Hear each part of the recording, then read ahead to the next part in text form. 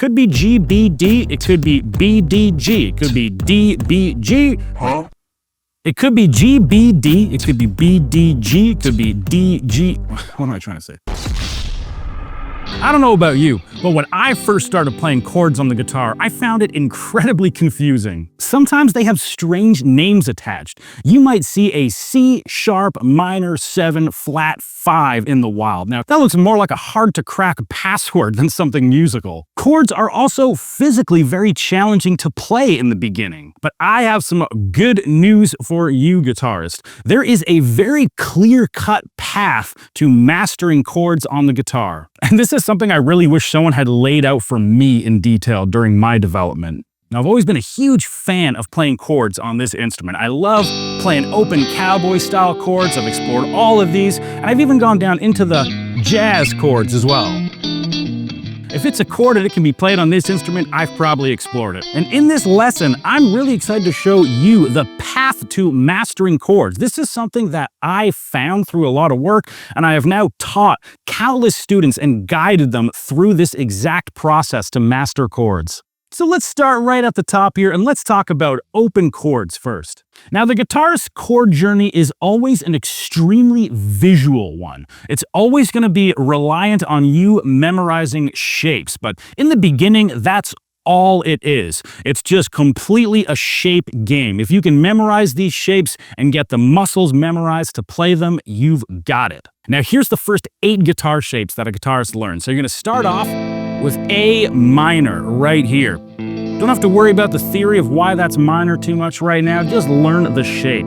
The next one is a different kind of major chord. We've got an A major. I'm doing it with 1 finger here, but sometimes you'll see it done with 3 fingers like this, or 3 fingers like this, sometimes even 3 fingers like that. Doesn't really matter too much, whichever one feels most comfortable to you. Then we're on to our C chord. Good old C major looks exactly like this right here. The next chord we're gonna see, if we keep going up the alphabet, is gonna be D major. Looks like this one right here. Now we're gonna go to E, and we've actually got 2 E chords. We've got an E major chord, looks like this with 3 fingers. And we've got an E minor chord, which looks like this. Take your first finger off. Now we've got an E minor chord. Now we're on to the F chord. Now, F chord can be kind of tricky for beginners because it's actually a bar chord, which we'll talk about in a moment. But here's what most beginners do to play the F chord. They play an F major 7, which always works in the place of an F. And here's what it looks like right here. It's like if you've got your C chord, just bring the 3rd and 2nd finger down 1. Here's my F major 7, takes the place of any F chord in a song. And our final chord for beginners is the G major chord. And again, I'm not super locked into one exact way of playing this. You could play it like this. Some people find it more comfortable to play it like this. Some people like to play like this with 3 fingers, whichever one feels comfortable to you. Now, if you've got a capo and you know those 8 chords, you actually have a whole lot of stuff you can play on the guitar. That's going to give you thousands of different popular songs that you can now play. And remember, at this stage, the point is all calibrating muscle memory. You have to get these shapes memorized, and you have to have your fingers muscle memorizing them. And what I mean by that is, watch this right here. If I don't even look at my left hand, boom, G chord. Now if I look, yeah, nailed it. Okay, let's try a C without looking. Boom, nailed it, right? You want to try to be able to do any of these chords without looking. And the other thing you need to be able to do is transition between them, preferably without looking as well, right? You see, I'm not looking at my left hand, I'm nailing all these transitions.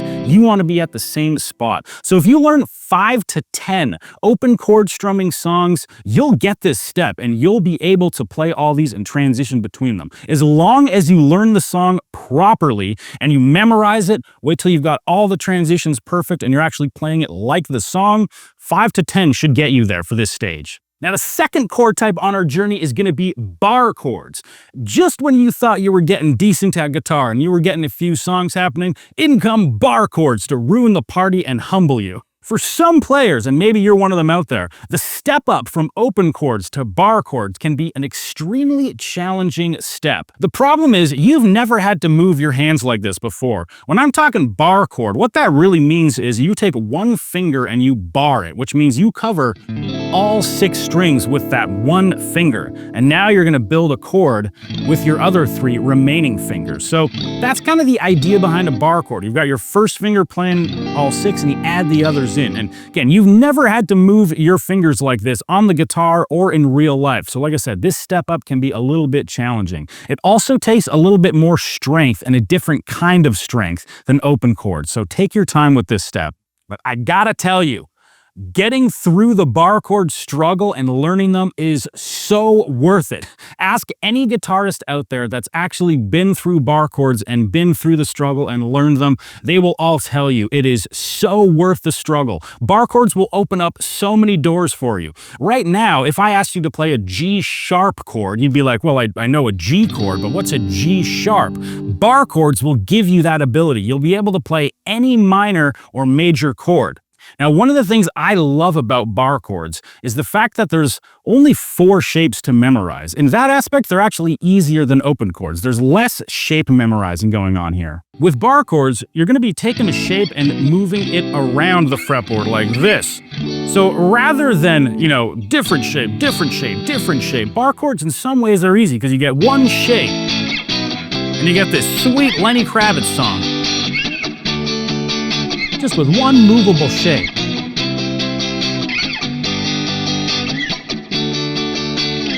So here are the 4 shapes to memorize. And I like to think about this as 4 shapes to freedom. Because once you can play these 4 bar chord shapes, you can play any song you want, any minor or major chord, any sharp or flat, you'll be able to play it. So here's the 4 shapes. We've got first 2 chords rooted off of our big E string. So first off, let's do them at the 5th fret. So bar your first finger down the 5th fret, and then I add my other 3 right here. And this is a major bar chord rooted off of the big E string right now. Now, if I want to turn this to a minor bar chord, I simply take off my 2nd finger. So this is a major chord, this is a minor chord, rooted off of the big E string. Now for the next 2 bar chord shapes, we're gonna go to the A string. So first off, we're gonna grab the 5th fret on the A string with our first finger, and we're gonna bar it. Now this bar chord, actually what you're gonna do is bar 2 fingers. Your first finger bars and your 3rd finger bars.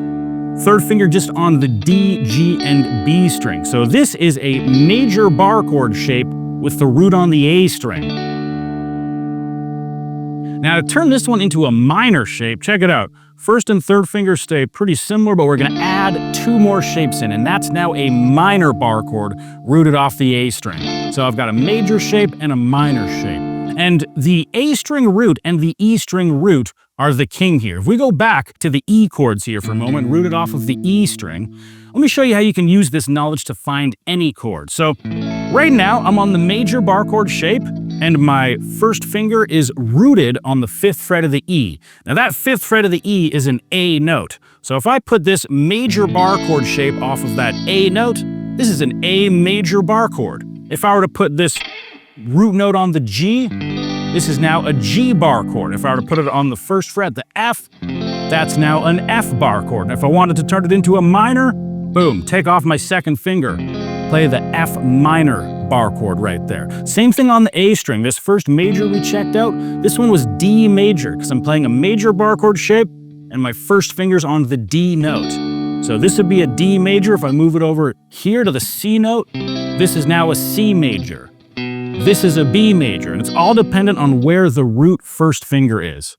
So that is how you use bar chords to find any major or minor chord. And now as you start getting a little bit more advanced in the guitar world, there's one more thing that becomes important, and that is the notes on the E and the A string. All the chords that we are going to be playing are going to be rooted off the E and the A for this bar chord stage. So at this point, it's good to get a bit of a handle on your E string and your A string. Start memorizing those notes. And until you've got them memorized, I would highly suggest that you actually print out a fretboard diagram where it says the notes on your fretboard and put it on the wall or, on your desk, right wherever you practice guitar, so you're seeing it a lot. And you can find these fretboard diagrams that have all the notes at every fret on Google for free, so just find one and print it out. So that is really how bar chords work. And I want to mention at this point that this is actually where a lot of guitarists stop. They learn stage 1 open chords and stage 2 bar chords, and then they actually kind of just halt in their progress there because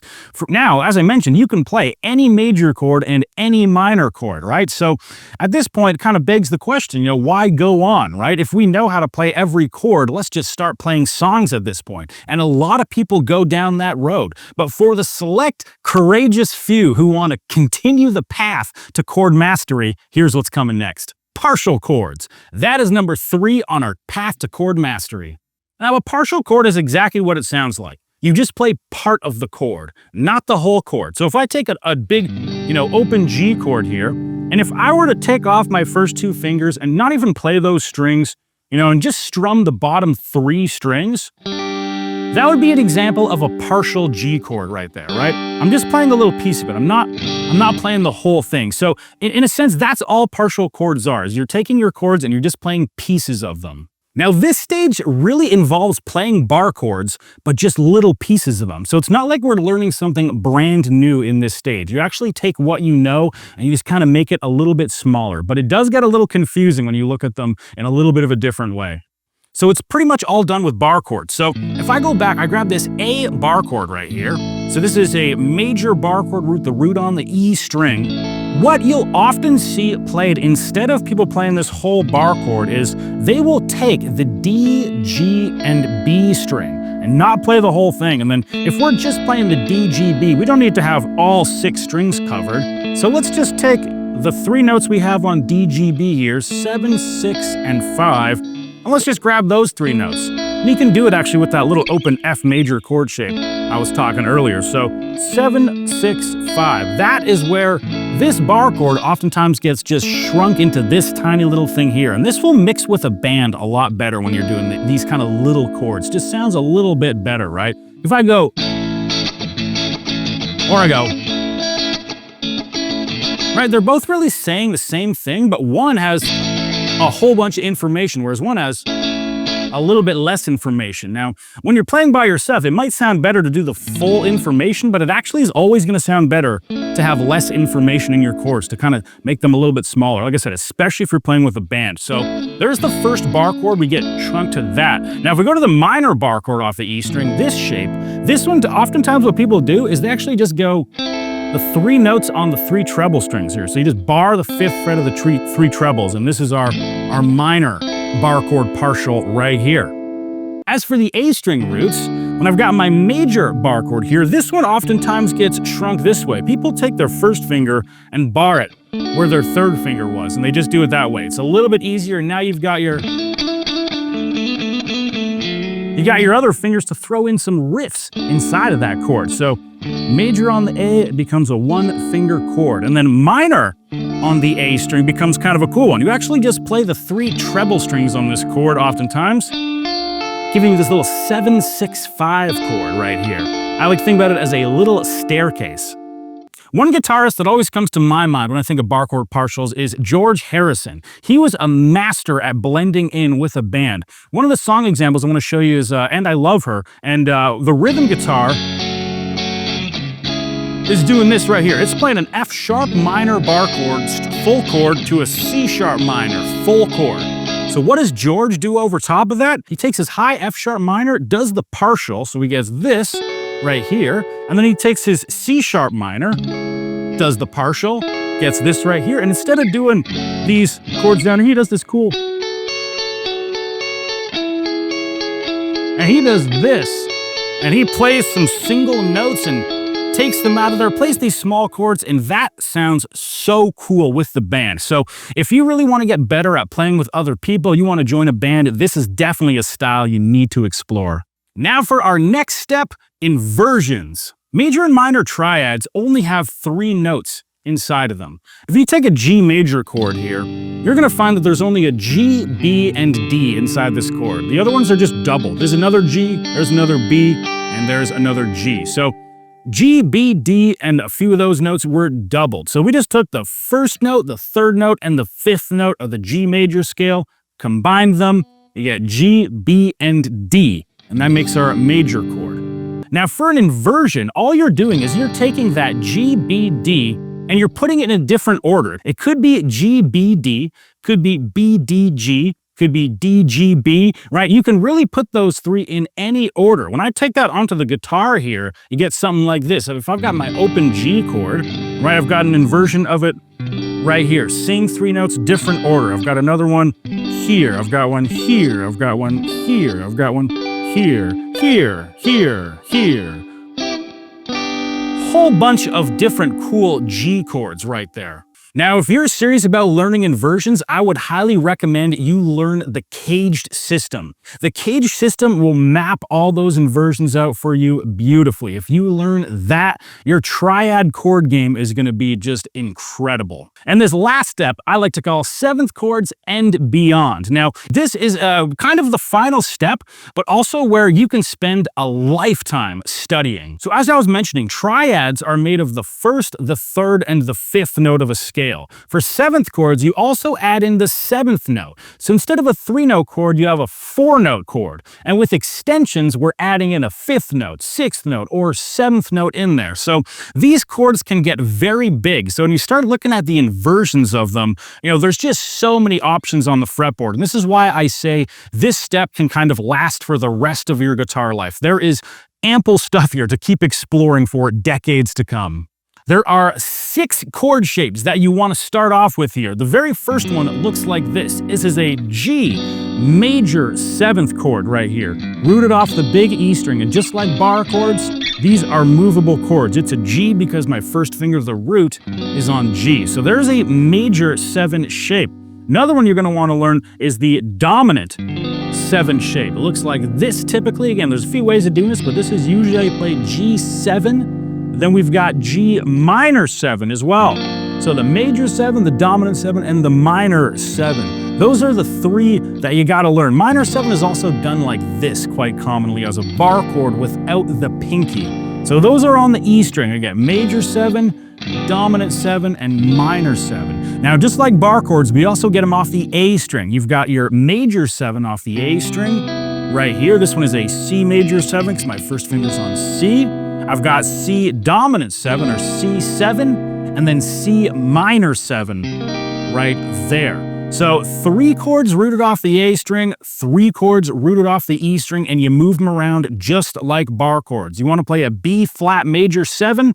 First, put your finger on B flat. Now make the major 7 chord shape, and boom, we are on B flat major 7. Now for the extensions to these 7th chords. And this is when you'll see chords like 9, 11, 13. And essentially what that means is we're adding more notes from the scale in. So like I was saying, a 7th chord is the 1st, 3rd, 5th, and 7th. To get the 9, 11, and 13, what you're actually doing is taking the 2, 4, and 6 out of the scale. And that's going to take you into the 2nd octave, essentially. So that's what we're doing is 2, 4, 6. We move up an octave, and we call them 9, 11, 13. 2 is 9, 4 is 11, and 6 becomes 13. So you add those notes from the scale into your chord, and that's how you get these big, massive extension chords. And if you're serious about learning extension chords, what you really need to start doing is studying jazz. That is the spot to do it. Jazz guitar players will show you how to play all those 7th chords extensions beautifully. And that is the chord path to mastering chords on the guitar, you guys. So again, to repeat that, it's open chords, bar chords, chord partials, inversions, and then 7th chords and beyond. That is the full path to mastery right there. So if you're, say, on your bar chord step right now, you know the next one is bar chord partials, right? Follow this sequence. I know I didn't have time to show you the full cage system or some of these other things in this lesson, but this is the process to mastering chords. Do those 5 steps. So this was a super quick crash course on every single chord that you should learn. And just for sticking around to the end of this video, I've got an awesome gift I want to share with you. I'm talking about this book right here.